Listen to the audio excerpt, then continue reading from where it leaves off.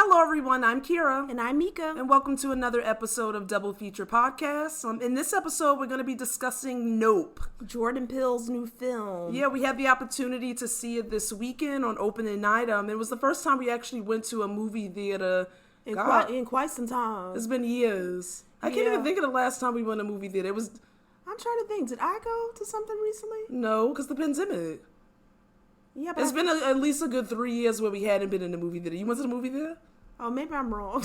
Oh, no, I'm just saying. I'm trying to think of, like... I thought I was... For the last 2 years, it was closed for the pandemic, at least since March 2020. Yeah, but no, it's been open this year, though. No, but I'm just trying to think. When did you go see something? Yeah, it'll come to me, but that's... Oh, no, that's fine. Well, anyway, you guys, it's been a long time since we've been to the movie theaters, and then what perfect introduction back to see Nope. Yes, and of course we had to go to the theater because one of the things that I really enjoyed about the film, which we'll talk about, is that sound, and I felt like we needed... a Dolby sound. We needed Dolby Plus. Yeah, Dolby Plus. I said Adobe. Oh my God, I'm thinking about the computer format. Dolby sound. They know what you mean. Okay, yes. But before we jump into this episode, you guys, of course, we have to share with you what we're drinking. Today, keeping it very simple. Yes, it's 104 degrees outside, and I'm still always drinking my hot tea. But we do have the AC on. We do have the AC on, yes, so that means something. I'm drinking a nice hot Earl Grey tea. Yes, and I'm doing the same. Yes, keeping it very simple, very simple. So let's kind of jump into this. Let's start with a little synopsis for people who don't know what Nope is about. Yeah, Kira's going to read the synopsis. Yes, and again, it's from director Jordan Peele. Okay, so the synopsis is about two siblings who run a California horse ranch. They discover something wonderful and sinister in the skies above, while the owner of adjacent theme park tries to profit from the mysterious otherworldly phenomenon.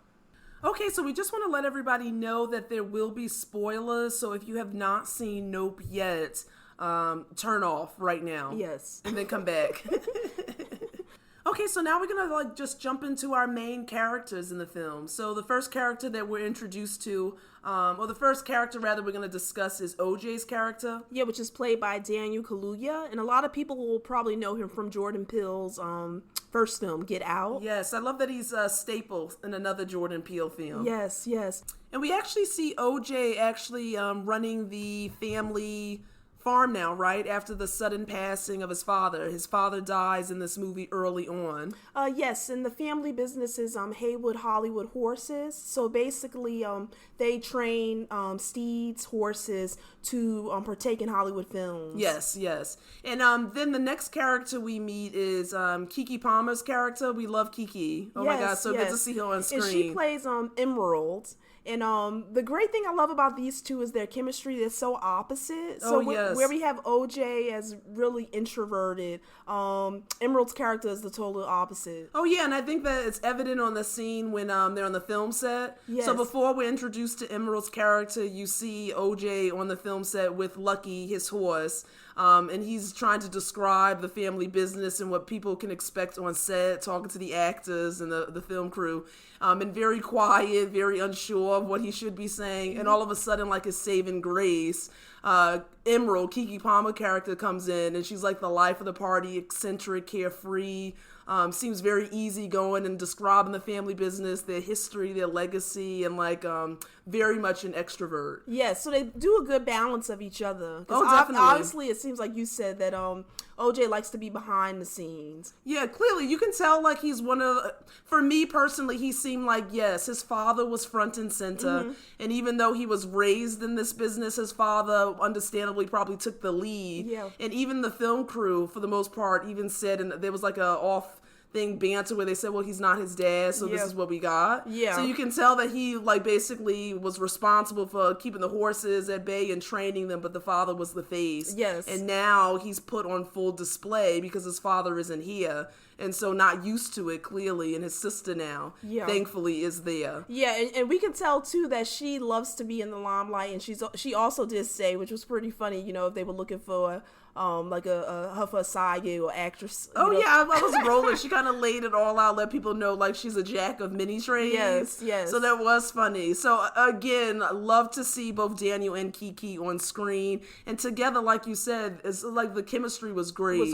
In terms of siblings. Yes. And I wanted to just refer to, I love the story she kind of told about Haywood Hollywood Horses. Oh, yes. Yeah, so she mentioned Edward Muybridge. He created The Horse in Motion, which was the first motion picture. And while Muybridge is known by the film scholars and enthusiasts as the creator of the first motion picture, the jockey that they used on the horse, that image, was left unknown, and we come to find out that jockey was their great grandfather. Oh yes, yeah. So everyone, and they even knew the horse name. Oh yeah. But isn't that how it goes? I always say, like, you tend to see the person whose face is front and center, and we never really hear about. Look at the film set. I always say, you know who the actor and actress is, but do you know who the makeup artist was? Do you know who the music supervisor is? Do you know who the costume designer is? So it's kind of like that. It takes all these people to kind of put a show on. Yo, yeah. Oh, that's true. Yeah, right? Yeah. So I think I love that she said that. It kind of highlighted their family's rich legacy. Yeah. And really highlighting, too, that you don't want it to be forgotten. Oh, exactly. And the only way it won't be forgotten is if you keep it going. Yeah.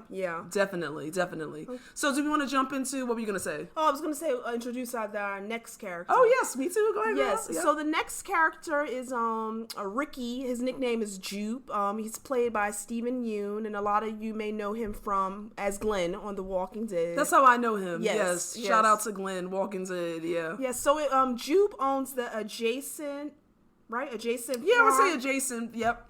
Farm that's next to OJ. It's like a ranch. Yeah, ranch. Yeah. That's next to OJ's and Emerald's property. Right. It's called Jupiter's Claim, and it's kind of like a Western sideshow attraction. Yeah, it looks like it's a roadside attraction. Like, again, we don't necessarily know what the attraction is, but we figure out what it is. Yeah, but like a rodeo, like little games. Yeah, so if I was like driving down that desolate road, I would see that on the side and say, ooh, let me stop by, why not, and take a peek. Yeah, and we're kind of, throughout the movie, we get a little backstory into Jupe's character. We find out that he was this child star who had two successful films. So he had one film, which was King Sheriff, but also a sitcom that was called Gordy's Home. Yes. And the film opens up with, I think it was really scary how the film opened up with, you hear like a sitcom, like a live show, the dialogue of the audience, and we come on screen and we see a chimpanzee next to like feet. Yeah, you just see a foot. Yeah, yep. And then you start to, as you get a little closer, a foot and a shoe standing upright. Yeah, and as you get a little closer, you notice blood on the chimpanzee. So that's how the film opens up. And as the movie goes on, we see that it does a good job going from past to present with Jupe's character. Yeah, so you get a little bit more of what happened that fateful day and why it ties into the film. Yes, definitely. And then we should say that Jupe's character did know both Emerald and, well, he didn't know Emerald initially, but he knew OJ. Oh, yes. And we come to find out that OJ clearly is selling, or letting, we should say not selling, letting Jupe's utilize the horses from his farm. Well, he is selling them. That's true, yeah. But he, with the hope of getting them back. Yes. Yeah, and we find him actually giving up one of his prize horses initially to Jupe, Lucky, and basically letting Lucky know that he will get him back. Yeah. And I kind of took that as like he's doing what he can to keep the farm afloat. Yeah. The horse ranch afloat. Mm-hmm.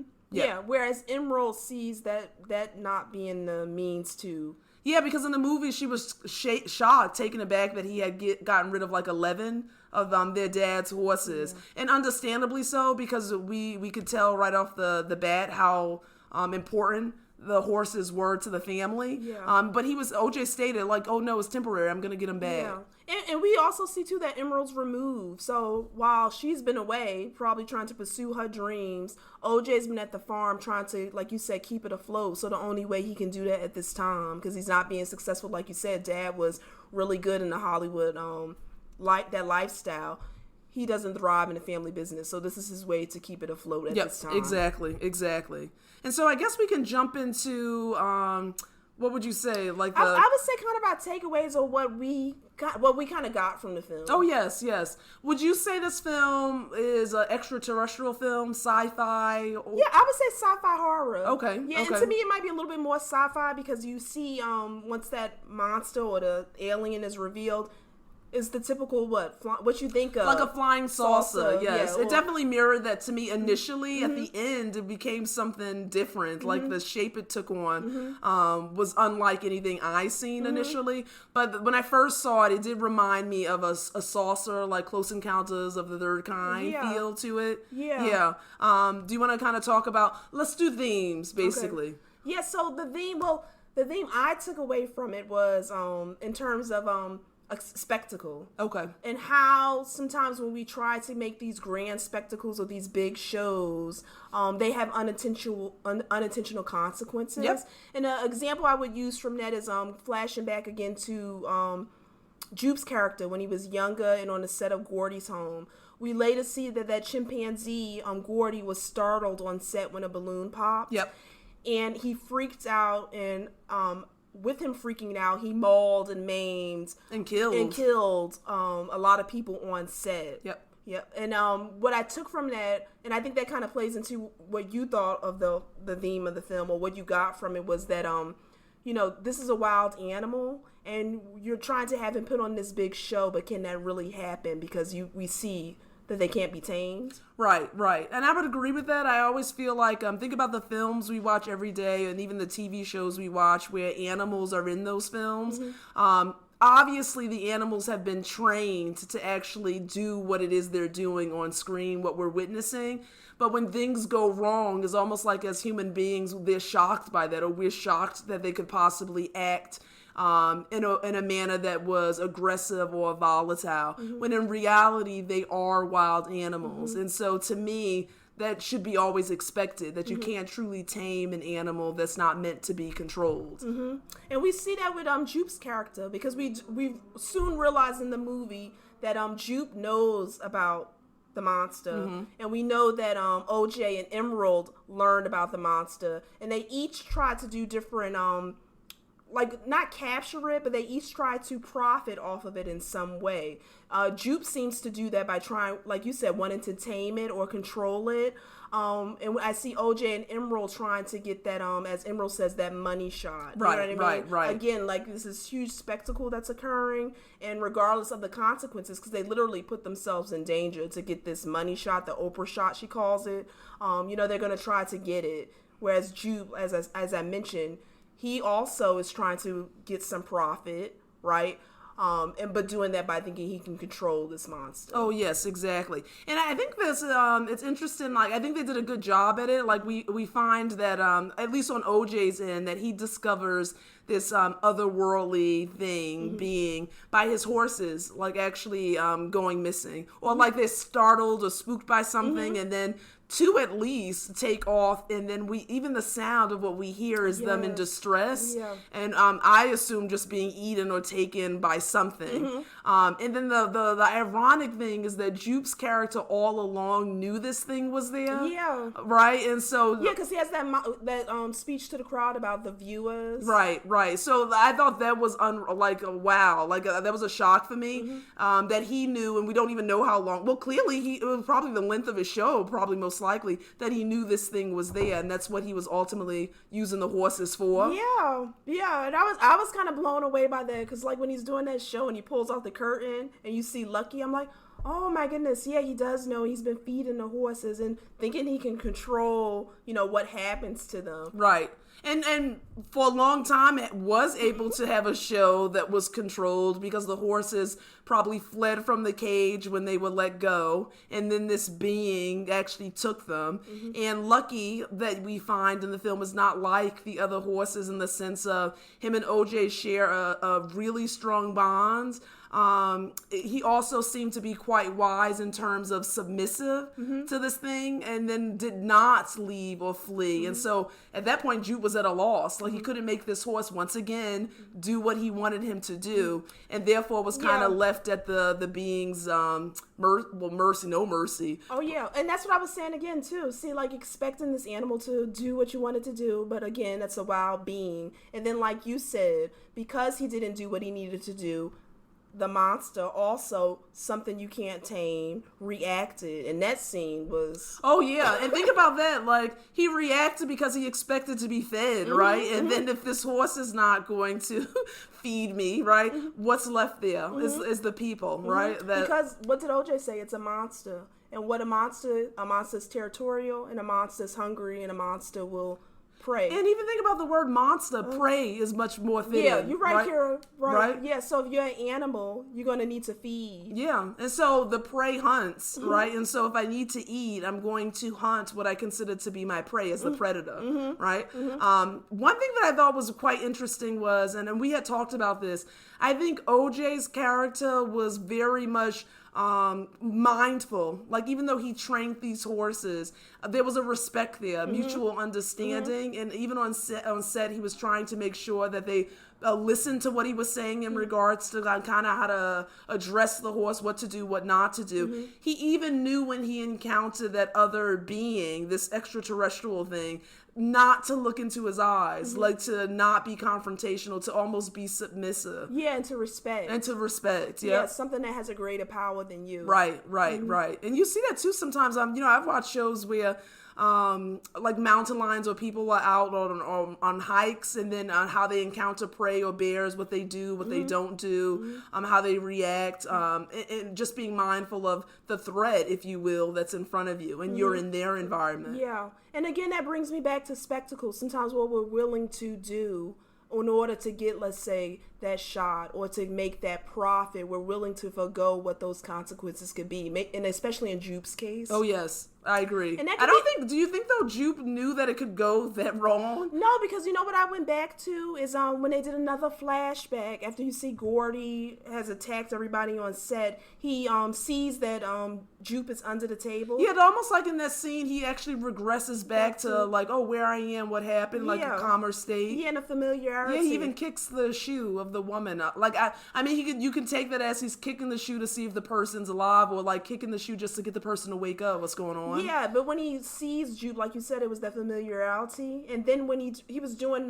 about to do the fist pump, and then unfortunately, as we always do, when something goes awry, that you try to, like you said, you take out the thread. Yep. I think a part of Jupe, because there's a lot of trauma from that, whether he's realizing that or not, you know what I mean? I think he felt like since he can control it, you know what I mean? Because of that incident. Oh, yeah. And clearly he has been able to, in quotes, control this being for some time. If OJ gave him 11 horses, I'm going to assume all 11 horses actually did what they were supposed to do. And then Lucky was number 12, who was not going to do what he wanted to do. And I think that was probably the only time he was confronted with this thing doing the complete opposite, because it didn't go his way. And again, the show, we have to always hold that the show can only be constructed to go well in our own mind. Things happen, and sometimes the show does not go on the way we want it to. Do you know what I mean? Oh yeah, no, that's cool. Yeah, I really, yeah. So that was a big takeaway from me. That really, can you tame the untamable? Right. But would you say with Jupe's character, one thing that I kind of take, I'm assuming this, is that we knew he was this child star, and the first thing I thought about is, why is this child star working in this sideshow ranch? I mean, a couple of things. He could absolutely love that. That's the life he wanted to lead, and he's clearly made money off of that. Or it's a way, too, for him to still stay relevant, and he obviously has a show that's worked up until a point. Yeah, I kind of got, and I took it as he's been defined by that one incident, and kind of how Hollywood can be exploitative. Oh yeah, because he did make money off of it. Yeah, he made money off of it, and we see that he's still making money off of that because he has this secret room with all the memorabilia from the show, and he talked about this one couple who paid him $50,000 just to sleep in there. So I think, almost making profit off of his trauma. Yeah. And that was a kind of another theme to me, like that. Once Hollywood maybe is done with you, you kind of tossed aside, but that's probably all he knew. Or you just are defined by the worst thing that's happened to you, and you can't ever outrun that. Yeah, and maybe he was this was his chance to try to get back to that? Oh yeah, a sense of relevance, or a sense of fame. Oh yeah, and again, we don't know. Like after that incident, was he not ever able to do another show or film? I mean, clearly we assume he did, but this definitely marked who he was. And that can tie back into, the Haywood's history, too. So we go back to a great-great-great-grandfather who was unknown, a family business that was thriving in Hollywood. But, again, there was no use to you now that Dad was gone. Or you didn't serve the same use. Yeah, exactly. So you kind of yep. Off to pasture. Oh, yeah, almost. Look at that. Oh, I mean, when you think of, like, the farm and pastures and putting people to the side. Oh, yeah. And you know what was interesting? Like, when I looked at Emerald's character, I felt like Emerald wasn't as attached to the family business as her brother was.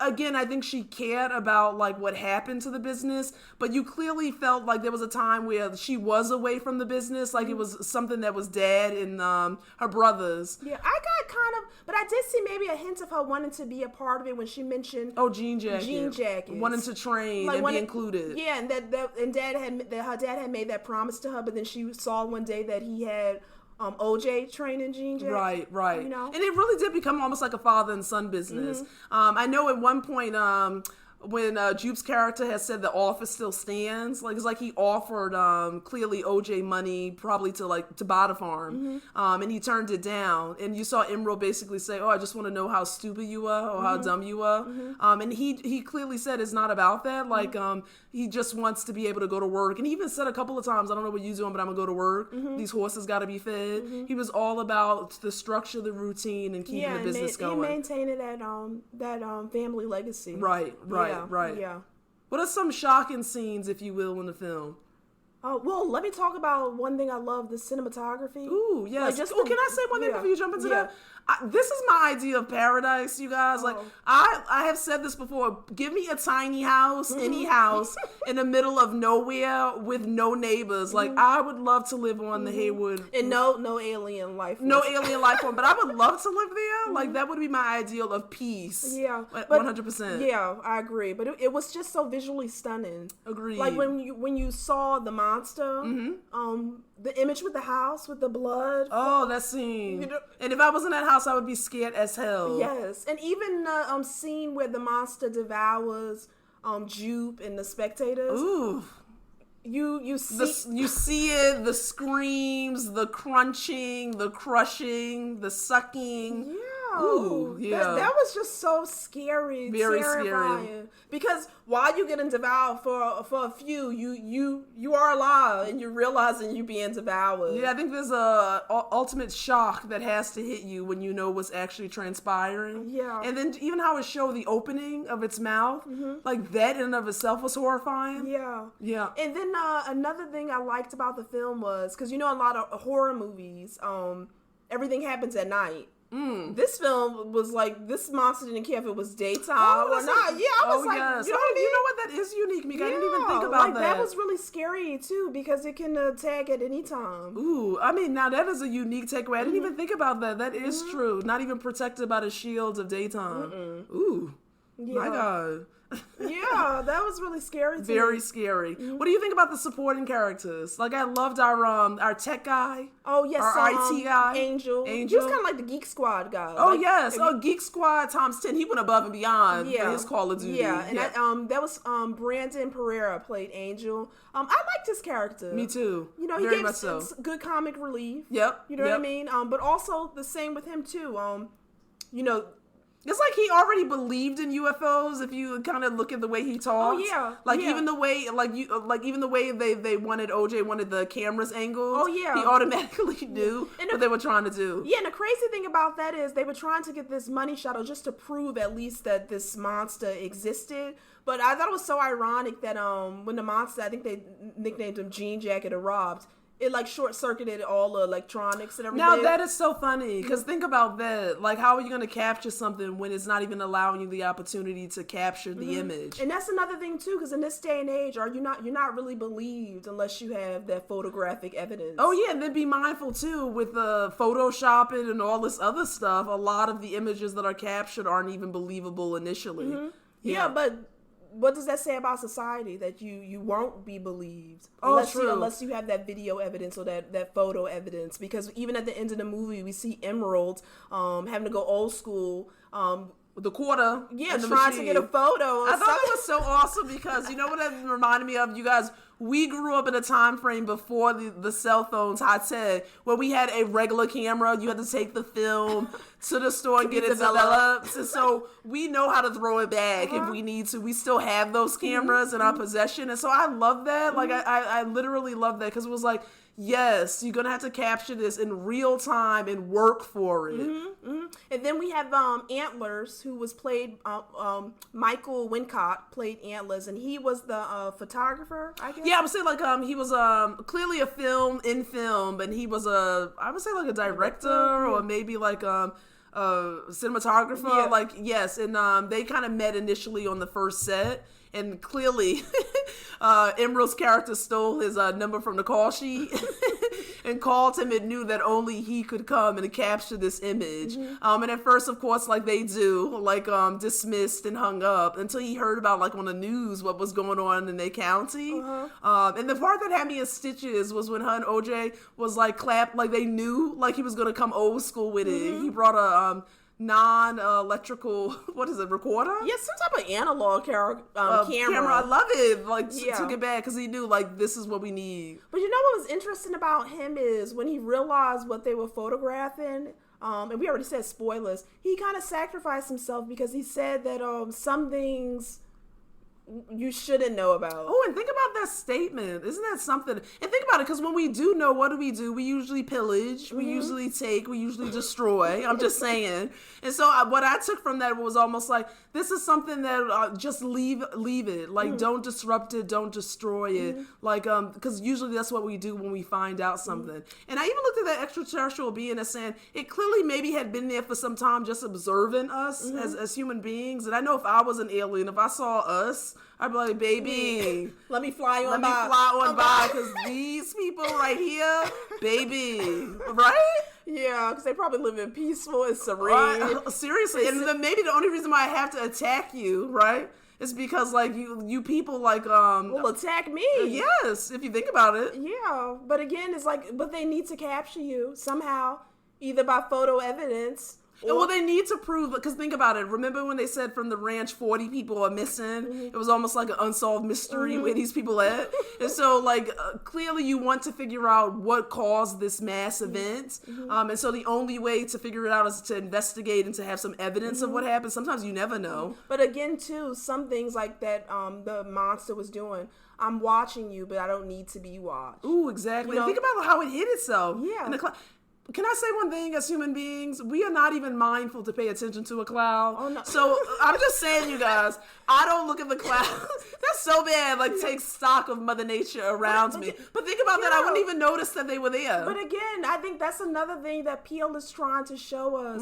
We're so bent on technology and trying to capture things that we aren't in the moment. We aren't. We're missing things. We're missing things in real time. We're missing real threats, and we don't see harm coming. Right? And then in trying to catch the spectacle, you're forgetting about the consequences that and think about how many people have died, sadly, by trying to get that perfect shot, that money shot, get that perfect image, that Oprah shot. Oprah shot, yes, Kiki, Miss Emerald Palmer, yes, the Oprah shot. Yeah, so I feel like this film had a lot of great themes. A lot of great themes. Can I ask, like, what do you think? Because I know it's been mixed. I know when we went to the theater, Mika, and the credits rolled, we was like, yes, we like that. Some people. I will say our theater was silent. Our theater was silent. Yes, you guys. At the ends, when the credits were rolling, there were no claps. It was kind of speechless for quite some time, and people did not immediately get up. I think people were processing, and maybe after 2 minutes, we looked at each other and said, "Oh, I liked it. I got it." Yeah, and this is definitely a film I think you have to keep rewatching. Keep rewatching and don't go into it assuming. I think sometimes what people are looking for is these horror jump scares, this like it did villain. Have some. It did, but this villain, like if you take stock of what it is, it truly is a unique clever, fun film, and I enjoyed it. Yeah, and if you try to kind of get what it's saying, because it could be telling you, because we just giving our opinions, but it could be telling you various different things. Or go there with your mind off and just have a good time with a good monster movie. Something that you haven't seen done yet, or a different twist to something that you've seen that's new and fresh. Because I did hear some people say about the pace of it, that it was really slow, but what did you think about that? Well, again, can I digress here and say, people, take stock of the slow moments in film. There's a purpose, and you're learning. I feel like in the quietest, slowest moments of a film, that's when I'm getting the most. And so not everything needs to be fast, things blowing up, like you just can't catch your breath. I appreciate the breaks. I like the slow build. And I think it was paced really well. Right. And it did a nice progression to the build-up. Yes. So I say yep to nope. Oh, yes. Yeppers. Yes, and I say yup to nope as well. Yes, and I definitely recommend people going to see it. Let us know what you took away from it. Any themes you caught. Did you like it? Did you not like it? Why didn't you like it? Why did you love it? And share with us. We'll be eager to see what your thoughts are. Yeah, was it a nope for you? Was it a yep? Let us know. And I think that's what we got. That's our takeaways. We plan to rewatch it again. And again. And again. And then this is for us third time's the charm for Jordan Peele. Yes. We've liked all of his films thus far. All three. Yep. Okay, you guys. So till next time. All right. Peace. Bye.